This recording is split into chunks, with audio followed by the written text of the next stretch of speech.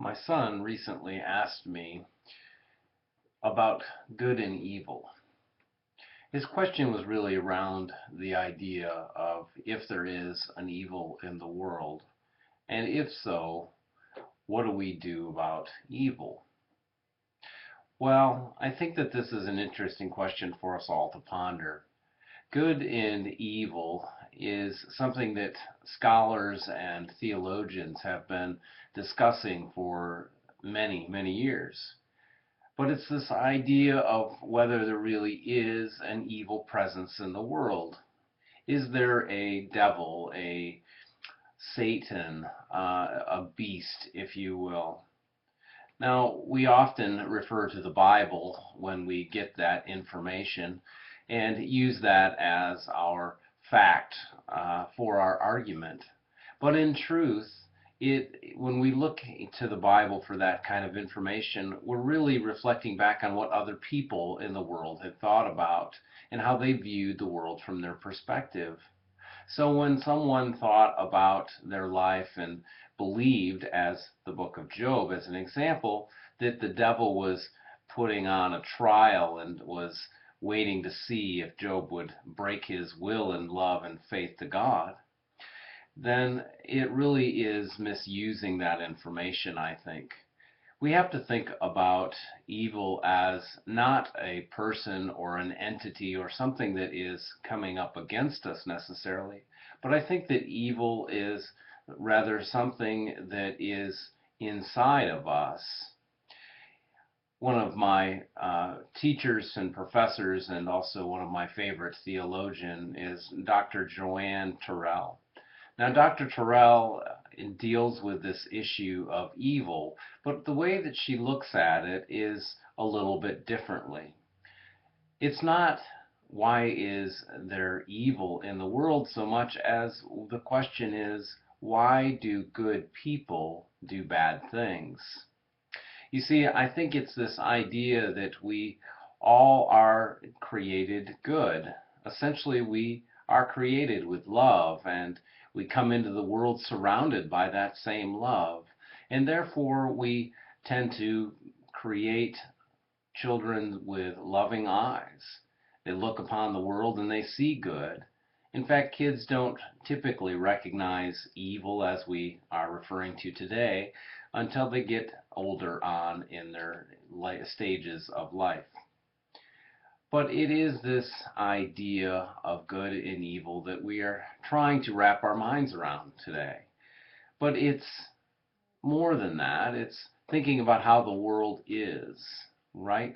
The world is filled with people that do bad things. They hurt other people. They take someone else's life. They steal from others. Well, if we think about this in a more spiritual way, maybe we can make some sense out of this.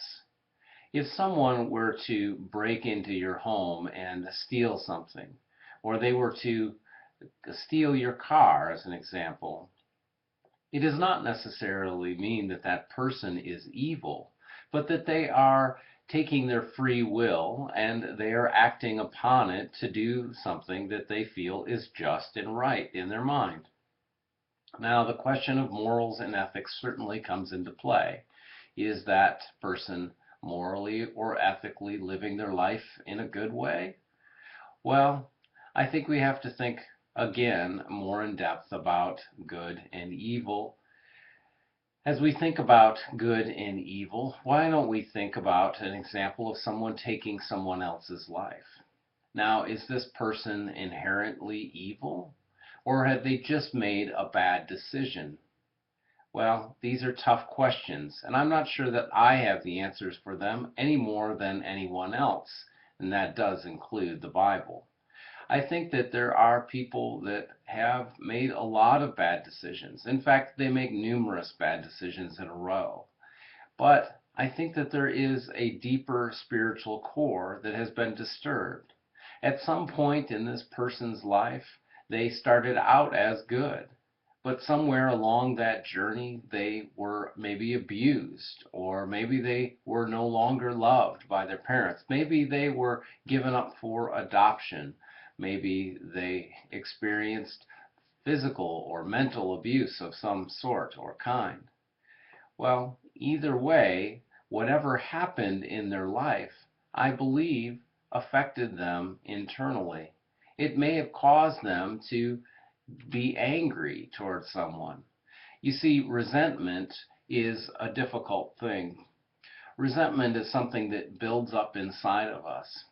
Resentment is something that occurs over time. It doesn't just happen immediately, but it builds up day after day and week after week and sometimes month after month or even year after year. I think that resentment is often what causes us to dislike somebody, to turn our cheek away from that other person, to stop loving them and start to hate them. Now, sometimes that resentment builds up to a point where we just blow up. We have a burst of anger, and it's directed at the opposite person, someone not even involved in that situation. But you see, resentment is much like maybe a haystack, if you will.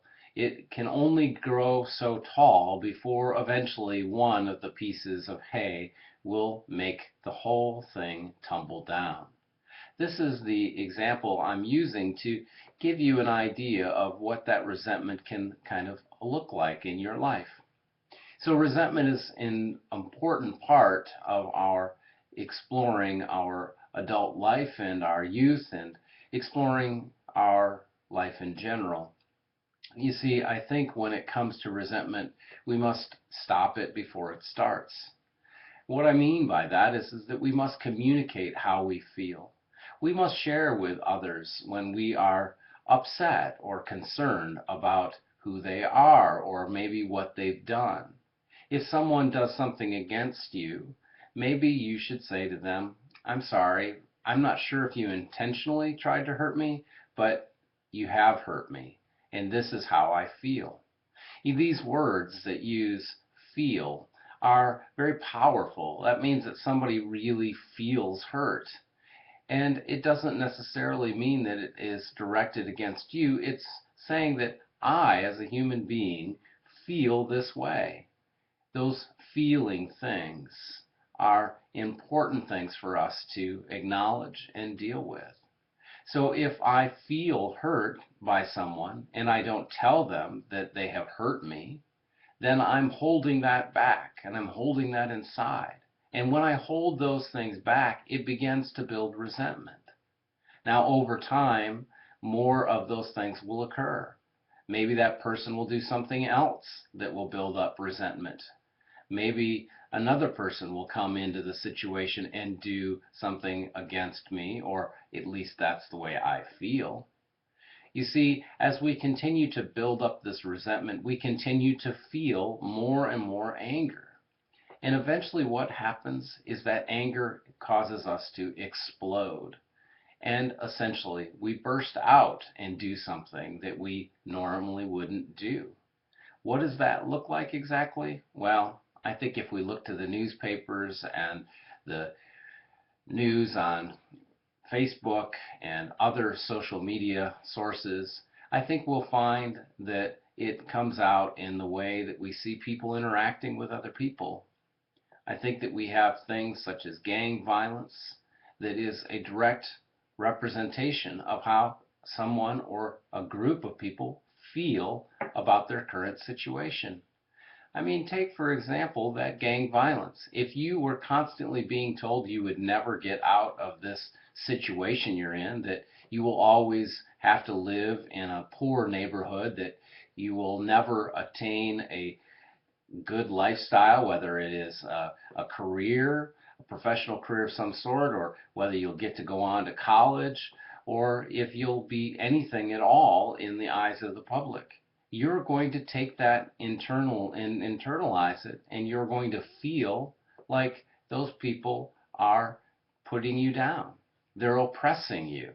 So how do we respond and how do we react? Well, in those situations, sometimes they react in violence, mainly violence using guns and taking the life of somebody else. These are things that we have to think about when we think about resentment and what happens in our lives. It's this resentment that builds up that I believe causes people to do bad things. Now, that doesn't make them evil necessarily, in my opinion. What it does mean, however, is that they have chosen to do something based on information they have been given, based on the way that they've been treated, and therefore they make that decision to do something bad to one another. Now, I know this may sound rather crazy. I think some people are probably even beginning to stop to listen to what I'm saying at this point. But what I'm saying is important. I think we need to use love. We need to use compassion. We need to talk to each other. We need to tell each other how we really feel. And I know that can be scary because that means that you're putting your heart out there. You're sharing with someone your deepest, innermost thoughts. And what if those thoughts are not received well by the other person? What if the other person says, well, that's just silly, or you don't really know what's going on? Well, we have to be careful and considerate with others. We have to truly listen to what they're saying to us and understand that when we're dealing with someone's feelings, we're really dealing with the core of who that person is. You see, people often walk around the world with their guard up. They walk around with their walls up, and they don't let them down and just let people in for any good reason at all. They keep them up to protect themselves from getting hurt.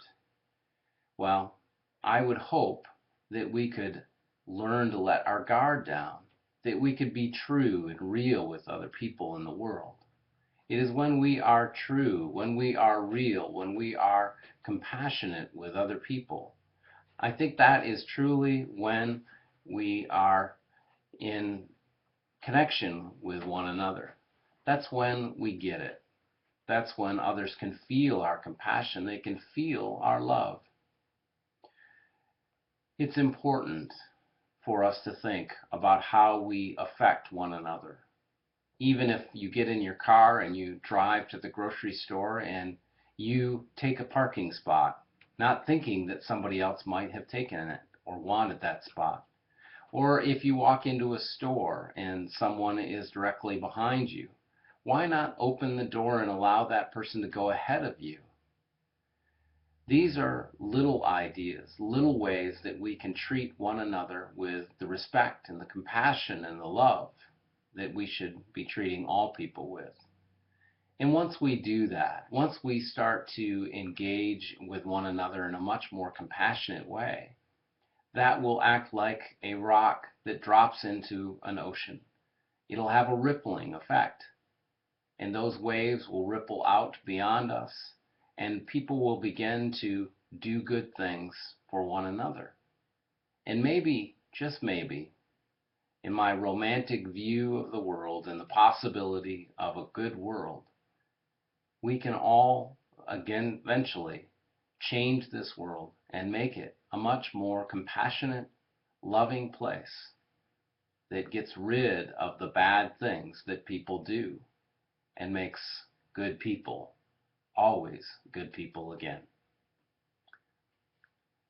Something to think about this week, something to ponder for the weeks to follow.